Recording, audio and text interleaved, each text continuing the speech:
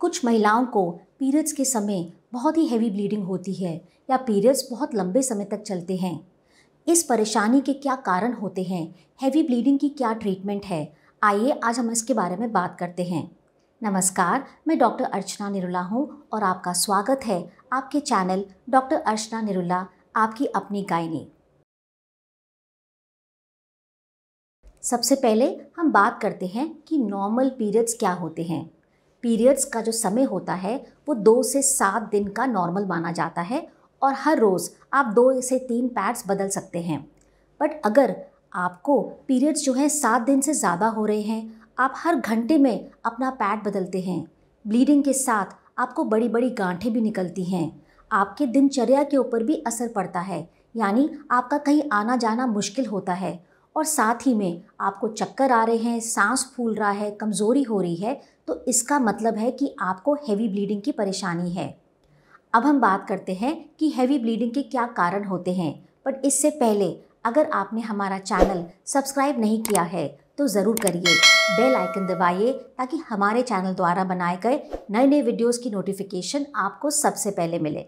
Heavy bleeding का सबसे पहला कारण होता है हार्मोनल इम्बैलेंस। महिलाओं में कुछ सेक्स हार्मोन्स पाए जाते हैं जैसे FSH, LH, प्रोलैक्टिन, ईस्ट्रोजन और प्रोजेस्टेरॉन। अगर इन हार्मोन्स का बैलेंस बिगड़ता है तो आपको हैवी ब्लीडिंग हो सकती है। हैवी ब्लीडिंग थायराइड के कारण भी होती है जो एक हार्मोन होता है, इसके डिसबैलेंस से आपको हैवी ब्लीडिंग होती है। PCOD भी एक परेशानी है जो हैवी ब्लीडिंग का कारण बनती है। इसमें क्या होता है, इसमें आपको 2 या 3 महीने तक पीरियड नहीं आता है और जब पीरियड आता है 2 या 3 महीने के बाद तो इतना हैवी होता है कि संभालना ही मुश्किल होता है। कई बारी हैवी ब्लीडिंग स्ट्रेस के कारण भी होती है। ओवरीज के अंदर कोई गांठ, कोई सिस्ट भी हैवी ब्लीडिंग का कारण बन सकती है। बच्चेदानी के अंदर रसौली, फाइब्रॉइड यानी गांठ के कारण भी ब्लीडिंग हैवी हो सकती है।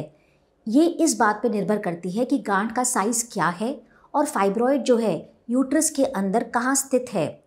अगर तो ये गांठ या फाइब्रॉइड मटर के दाने जितना है तो आपको हैवी ब्लीडिंग नहीं होती। बट अगर इसका साइज़ बड़ा है, 5 या 6 सेंटीमीटर के ऊपर है, तो कई बारी इससे हैवी ब्लीडिंग होती है। दूसरी बात, यूट्रस के अंदर हमारी 3 परत या 3 दीवारें होती हैं। अगर आपका फाइब्रॉइड अंदर की परत यानी एंडोमेट्रियम में स्थित होता है तब भी आपको हैवी ब्लीडिंग हो सकती है। हैवी ब्लीडिंग का एक कारण एडेनोमायोसिस भी होता है। एडेनोमायोसिस को हम यूट्रस यानी बच्चेदानी की सूजन कहते हैं। ये क्यों होती है? ये तब होती है जब यूट्रस की जो अंदर की परत है वो दीवार के अंदर या मायोमेट्रियम के अंदर घुस जाती है, जिसकी वजह से आपको ब्लीडिंग के साथ साथ बहुत पेन भी होता है। कई बारी आपने सुना होगा कि डॉक्टर ने बताया कि आपको हैवी ब्लीडिंग का कारण एंडोमेट्रियोसिस है। एंडोमेट्रियोसिस में जो यूट्रस के अंदर की परत होती है जिसे हम एंडोमेट्रियम कहते हैं, वो यूट्रस से बाहर निकल कर आपकी बच्चेदानी की दीवार पे, आपकी अंडाशय या ओवरी पे, आपकी आंतों पे जाके चिपक जाती है और जब पीरियड्स आते हैं तो आपको हैवी ब्लीडिंग के साथ बहुत ज़्यादा पेन भी होता है। हैवी ब्लीडिंग बच्चेदानी में इन्फेक्शन के कारण भी होती है जिसे हम PID या पेल्विक इन्फ्लेमेटरी डिजीज़ कहते हैं। इसमें आपको हैवी ब्लीडिंग होती है, पेट के निचले हिस्से में भारीपन, सूजन महसूस होती है, आपको हल्का हल्का बुखार भी रह सकता है। इसमें जो बैक्टीरिया और वायरल इन्फेक्शन होते हैं वो बच्चेदानी के अंदर घुसकर ट्यूब्स और अंडाशय तक पहुंचते हैं, इसलिए आपको हैवी ब्लीडिंग हो सकती है। हैवी ब्लीडिंग कॉपर टी के कारण भी होती है। कई बारी आप कॉपर टी लगवाते हैं बट आपको सूट नहीं करती है, आपको हैवी ब्लीडिंग होती है। पहले तो डॉक्टर कुछ दवाइयाँ वगैरह देते हैं और वेट करने की सलाह देते हैं, बट अगर आपको हैवी ब्लीडिंग नहीं ठीक होती है तो डॉक्टर आपका कॉपर टी निकाल भी सकते हैं। हैवी ब्लीडिंग कोआगुलेशन डिसऑर्डर के कारण भी होती है। ये क्या होता है? कोआगुलेशन डिसऑर्डर एक जन्म की बीमारी है जिसमें जब भी आपको शरीर में कोई चोट लगती है तो खून का थक्का जो है वो नहीं बनता, यानी उसको बनने में समय लगता है, इसलिए आपको ब्लीडिंग होती रहती है।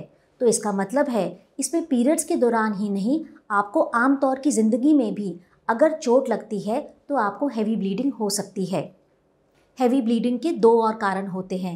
एक तो होता है पॉलिप, जो बच्चेदानी की दीवार के अंदर एक मस्सा होता है, या कई बारी कोई सीरियस बात भी हो सकती है जैसे आपके बच्चेदानी का कैंसर, बच्चेदानी के मुख का कैंसर, जिसे हम सर्वाइकल कैंसर कहते हैं। इस स्थिति में भी हैवी ब्लीडिंग होने के चांस होते हैं। हैवी ब्लीडिंग मेनोपॉज के आसपास भी होती है। जब आपकी उम्र 45 और 50 के बीच में होती है, आपके पीरियड्स बंद होने का समय आता है, तब भी कई महिलाओं को हैवी ब्लीडिंग होती है। हैवी ब्लीडिंग मिसकैरेज का लक्षण भी हो सकता है। कई बार ऐसा होता है कि आपके पीरियड्स डिले हो जाते हैं, यानी आपके दिन चढ़ जाते हैं और आपको पता नहीं होता कि आपकी प्रेगनेंसी ठहर गई है। आप कोई टेस्ट भी नहीं कराते। कुछ दिनों के बाद आपका मिसकैरेज हो जाता है, यानी आपके पीरियड्स आ जाते हैं। इस समय आपको ब्लीडिंग जो है हैवी हो सकती है। जब भी आपको हैवी ब्लीडिंग होती है, मेरी ये सलाह है कि आप इंतज़ार ना करें और तुरंत अपनी गायनेकोलॉजिस्ट से मिलें। सबसे पहले डॉक्टर आपके अंदर की जांच करेंगे। अंदर की जांच करके उन्हें पता लगेगा कि कहीं आपको पॉलिप तो नहीं, कहीं आपको इन्फेक्शन तो नहीं, या कहीं आपको बच्चेदानी के मुंह का कैंसर या सर्वाइकल कैंसर तो नहीं। इसके बाद डॉक्टर आपका अल्ट्रासाउंड करेंगे। अल्ट्रासाउंड से आपको ये पता चलेगा कि कहीं आपको एडेनोमायोसिस, एंडोमेट्रियोसिस, यूट्रस के अंदर की गांठ यानी फाइब्रॉइड तो नहीं है, अंदर यूट्रस की परत बहुत मोटी तो नहीं है, जो हार्मोनल इम्बैलेंस का लक्षण होता है। तो ये सारी बातें हमें अल्ट्रासाउंड कराने से पता लगती है। इसके बाद डॉक्टर आपकी खून की जांच करवाएंगे। वो आपका सीबीसी या हीमोग्लोबिन का चेक कराएंगे कि कहीं हैवी ब्लीडिंग से आपको खून की कमी तो नहीं हो रही। आपके थायराइड हार्मोन का चेक होगा। आपके बाकी जो फीमेल सेक्स हार्मोन्स हैं उनका भी ब्लड टेस्ट किया जाता है। और अगर आपको कोआगुलेशन डिसऑर्डर यानी थक्का ना बनने की परेशानी है तो उसका भी चेकअप किया जाता है। हैवी ब्लीडिंग की वजह से आपको दो परेशानियां हो सकती हैं। एक तो आपको अनीमिया यानी खून की कमी होती है, जिसकी वजह से आपको थकावट रह सकती है, चक्कर आ सकते हैं, सांस फूल सकता है। और दूसरा, आपको हैवी ब्लीडिंग के साथ काफ़ी पेन भी रह सकता है पीरियड्स के दौरान, पीरियड्स ख़त्म होने के बाद या पीरियड्स शुरू होने से पहले। इसलिए हैवी ब्लीडिंग का इलाज करवाना बहुत ही ज़रूरी है। हैवी ब्लीडिंग का इलाज जो है वो इस बात पे निर्भर करता है कि आपको हैवी ब्लीडिंग का कारण क्या है। शुरू में डॉक्टर आपको कुछ दवाइयाँ देंगे, जिसमें ट्रेनेक्सा की गोली होती है, कुछ एनसेड्स होते हैं, ब्रूफिन की गोली होती है। या अगर आपको हार्मोनल इम्बैलेंस की वजह से ब्लीडिंग ज़्यादा हो रही है तो इस समय डॉक्टर आपको ओरल कॉन्ट्रासेप्टिव पिल्स यानी गर्भ निरोधक गोलियों की सलाह भी देते हैं। कुछ प्रोजेस्टेरॉन सप्लीमेंट्स भी दिए जाते हैं। बट कई महिलाओं को दवाइयों से आराम नहीं मिलता है, तब डॉक्टर आपको मेरिना डलवाने की सलाह भी देते हैं। मेरिना जो होता है ये हार्मोनल इम्बैलेंस के कारण जो ब्लीडिंग हो रही है उसमें बहुत ही आराम देता है। मेरिना के ऊपर हमने एक वीडियो बनाया है जिसका लिंक नीचे डिस्क्रिप्शन बॉक्स में दिया गया है। आप उस लिंक पे जाकर मेरिना के बारे में जानकारी ले सकते हैं। अगर आपको हैवी ब्लीडिंग फाइब्रॉइड यानी बच्चेदानी की गांठ की वजह से है तो डॉक्टर दो बातें करते हैं। अगर आपको अभी बच्चे चाहिए तो डॉक्टर आपका फाइब्रॉइड का ऑपरेशन करेंगे, जिसे हम मायोमेक्टमी कहते हैं, जिसमें केवल ही फाइब्रॉइड या गांठ को निकाला जाता है लैप्रोस्कोपी के माध्यम से। लैप्रोस्कोपी में पूरा ऑपरेशन नहीं किया जाता है, केवल 2 या 3 छेद बनाकर आपके पेट के निचले हिस्से में एक ट्यूब डाली जाती है, जिसके आगे कैमरा लगा होता है, जिसके माध्यम से डॉक्टर आपके फाइब्रॉइड का ऑपरेशन करते हैं। अगर आपकी उम्र 40-45 से ऊपर है, आपको हैवी ब्लीडिंग हो रही है और फाइब्रॉइड भी है, तब डॉक्टर आपको यूट्रस रिमूव करने की भी सलाह दे सकते हैं। कई बारी अगर आपको हैवी ब्लीडिंग है, आपकी उम्र 40 से 45 के बीच में है, तब डॉक्टर आपको डीएनसी यानी बच्चेदानी की सफाई की भी सलाह देते हैं। कई बारी डीएनसी करने के बाद आपकी ब्लीडिंग में काफ़ी आराम आ जाता है और डीएनसी करने के दौरान डॉक्टर जो है बच्चेदानी की परत के टुकड़ों को भी जांच के लिए लैब में भेजते हैं। इसे हम हिस्टोपैथोलॉजिकल एग्जामिनेशन कहते हैं।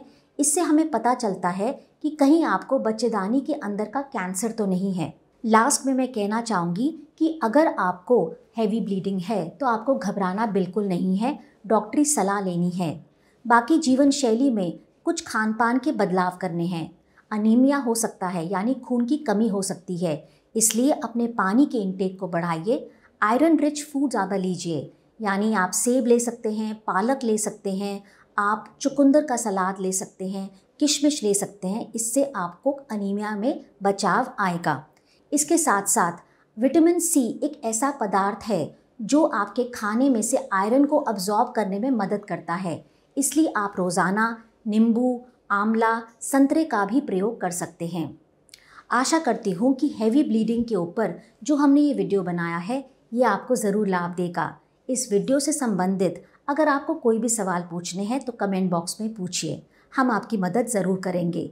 और आखिर में कहना चाहूँगी कि अपनी हेल्थ के बारे में जागरूक बनो, अपने जीवन को सुरक्षित बनाओ, तभी तो हेल्दी बनेगा इंडिया।